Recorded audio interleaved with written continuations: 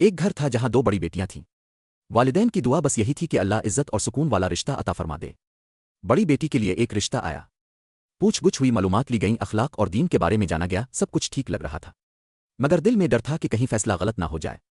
والدین نے کہا استخارہ کر لیتے ہیں، لیکن انہوں نے درست طریقہ اختیار کرنے کے بجائے کسی اور سے کہہ دیا کہ ہمارے لیے استخارہ کر دے۔ چند دن بعد وہ شخص بولا ہاں مت کہنا، میں نے خواب دیکھا ہے، یہ رشتہ اس کے حق میں نہیں۔ یہ سن کر گھر میں گھبراہٹ پھیل گئی اور فوراً انکار کر دیا گیا۔ کچھ دن بعد لڑکے کی ماں خود ملنے آئی۔ اس نے کہا میں آپ کی بیٹی سے بہت متاثر ہوئی تھی، آپ نے انکار کیوں کیا؟ کیا میرے بیٹے ہمارے گھر میں کوئی مسئلہ ہے؟ والدین نے کہا نہیں، کوئی مسئلہ نہیں، بس استخارے میں نہیں آ گئی تھی۔ لڑکے کی ماں نے پوچھا استخارہ کس نے کیا؟ اپنے آپ کے شوہر نے بیٹی نے جواب آیا ہم نے مسجد میں کسی سے کہا تھا، اس نے بتایا خواب اچھا نہیں تھا۔ یہ سن کر اس نے صاف کہا استخارہ کسی اور کے خواب پر فیصلہ کرنے کا نام نہیں، یہ اللہ سے خیر مانگنا ہے۔ پھر اس نے بات واضح کی استخارہ صرف شادی کے لیے نہیں ہوتا، جب کوئی بڑا فیصلہ ہو، دونوں راستے جائز ہوں اور سمجھ نہ آئے کہ بہتر کیا ہے، تب استخارہ کیا جاتا ہے۔ مثلاً شادی، کاروبار کی شراکت، نوکری بدلنا، گھر شہر تبدیل کرنا، بڑا مالی فیصلہ، کوئی اہم معاملہ۔ لیکن جو چیز پہلے سے حرام ہے، آوازیں غلط ہے، اس پر استخارہ نہیں ہوتا۔ اتنے میں لڑکے کی ماں کے شوہر بھی آ گئے۔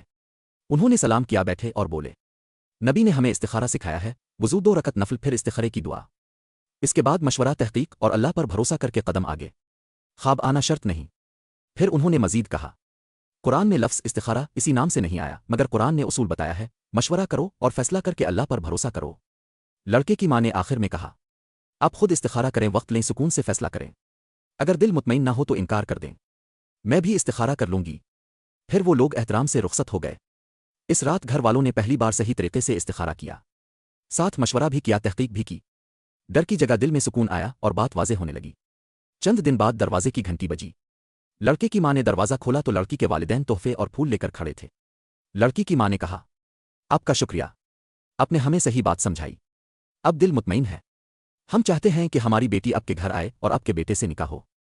استخارہ خواب کا فیصلہ نہیں، استخارہ اللہ سے خیر مانگنا ہے، پھر مشورہ اور کوشش کے ساتھ فیصلہ کر کے اللہ پر بھروسہ رکھنا ہے۔